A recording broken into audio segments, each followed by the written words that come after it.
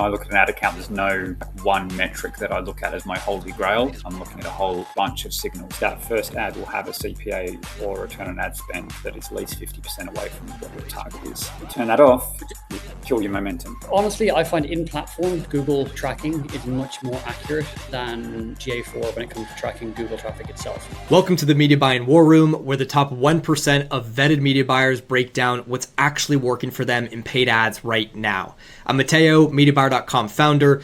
Today, our media buyers are breaking down misattribution and what metrics you can actually trust when the numbers in your ads manager don't align with reality. Let's jump in.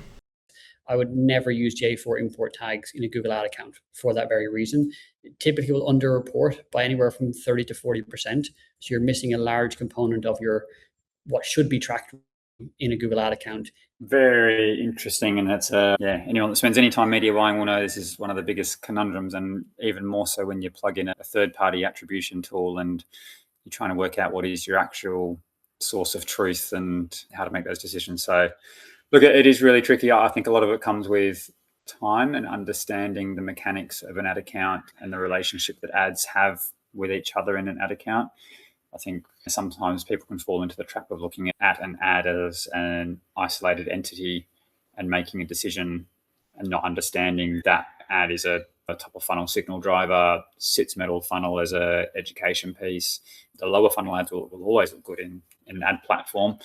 But I think probably most of us have been tripped up at some point in our lives turning off an ad that looked like it wasn't meeting target in terms of CPA or return on ad spend, and the whole account tanks. And in reality, that ad was doing a lot of that upper funnel work, and by taking that away, you break the sequence, and therefore that has a detrimental impact. So I think when I look at an ad account, there's no one metric that I look at as my holy grail. I'm looking at a whole bunch of signals to understand, is an ad account performing well holistically, yes or no?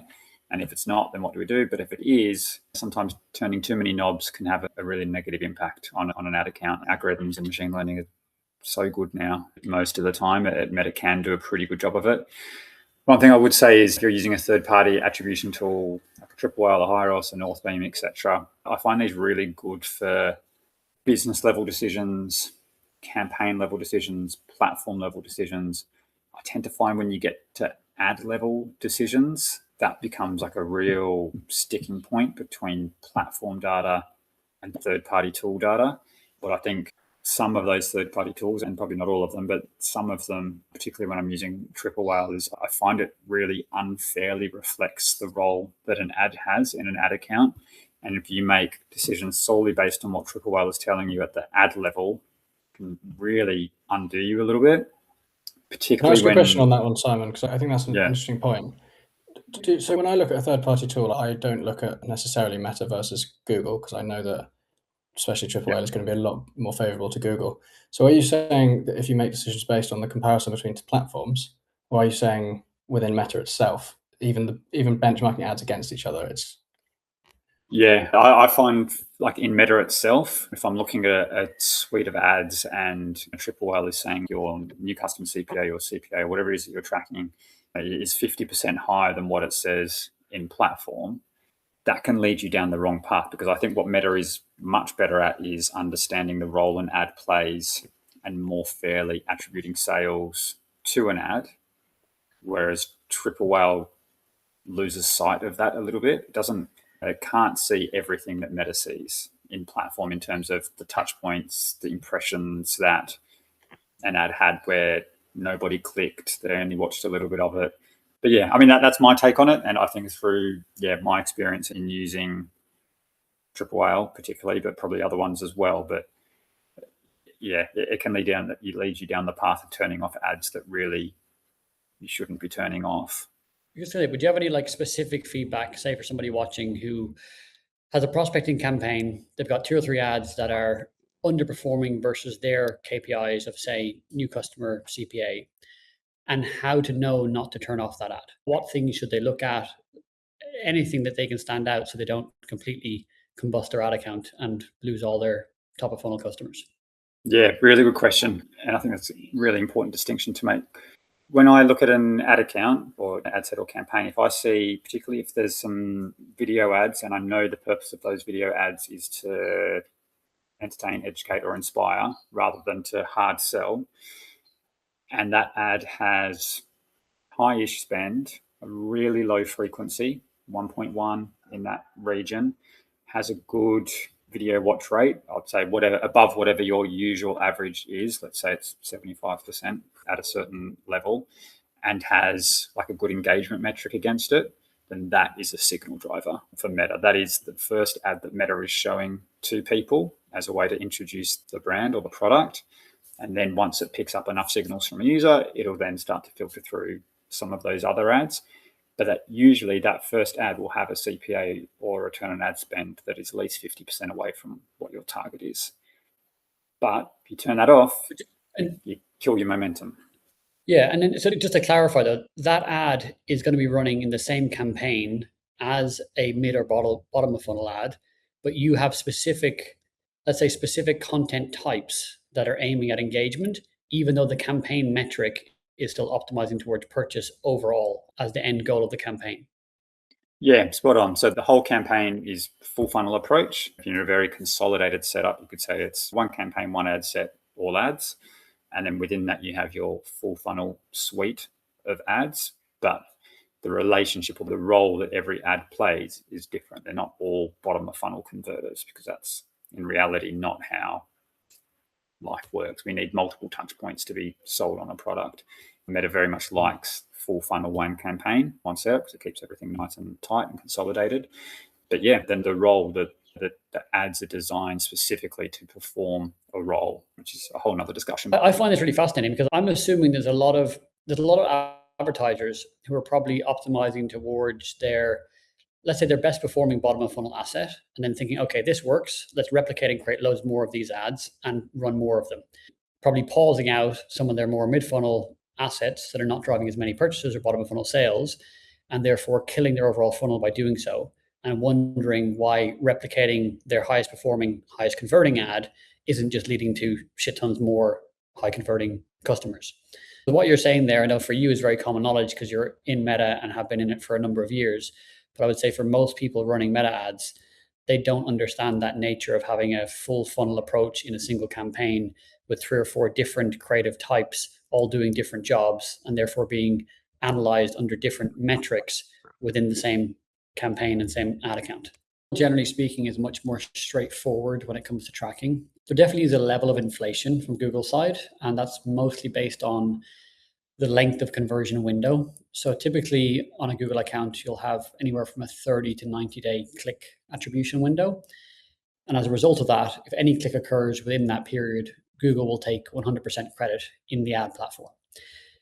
The challenge is obviously when multiple different channels have been involved in that same conversion and Google is taking 100% credit for it, that's not necessarily 100% accurate.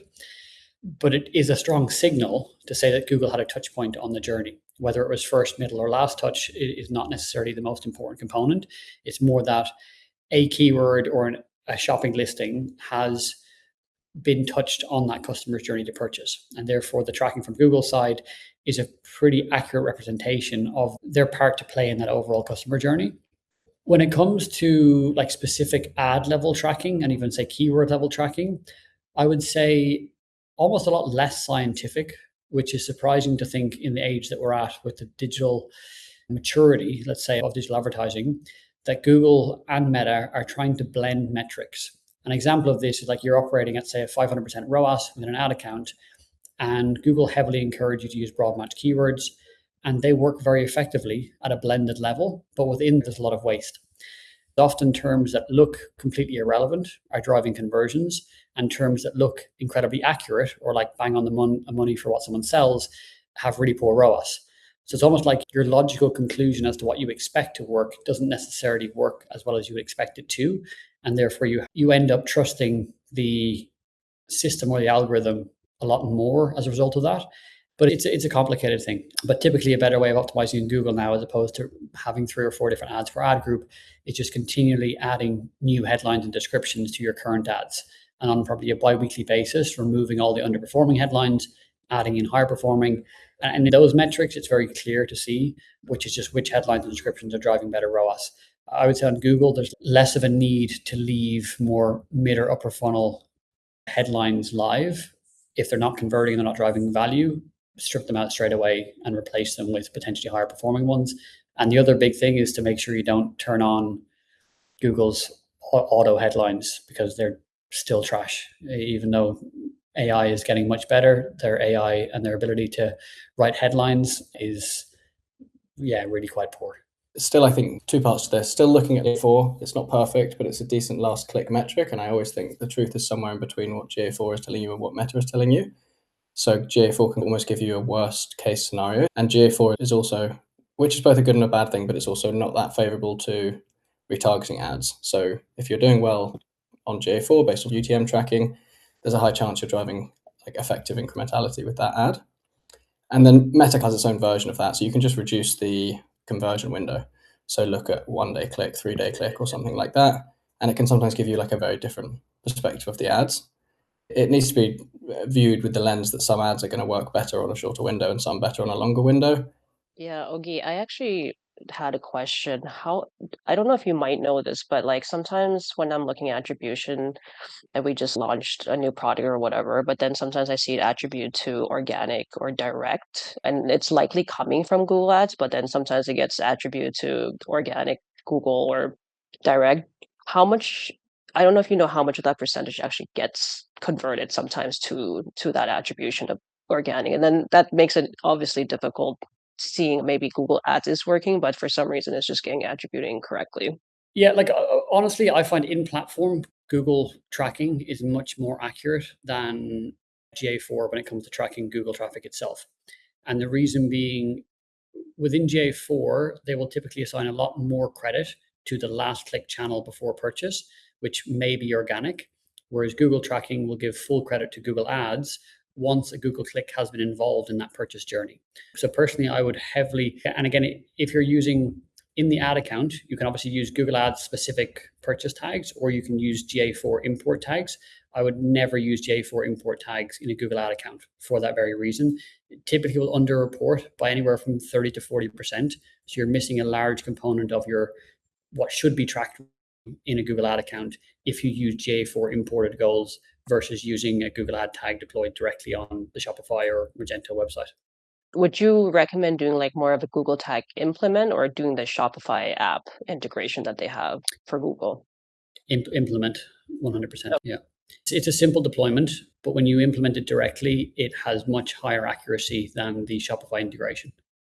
All right, and that's it for this one. Thanks for watching, and this is the type of stuff that we cover every single day inside of our Catalyst community. At MediaBuyer.com, we've spent half a decade now vetting over 10,000 media buyers. Less than 1% get accepted, and the people that you just watched are just some of the people who are leading this community and who you get direct access to. These are not individuals that have like tunnel vision and just understand the ads manager and that's it. These are highly T-shaped individuals with full stack business acumen. What that means is that they look at the entire business, they look at the ads, the creatives, the funnel, the offer, and they can tell you what's working, what's not, and what they would do differently. And if you want in, I'll leave a link in the description below to join that. Either way, I appreciate you watching, and I will see you in the next one. Take care.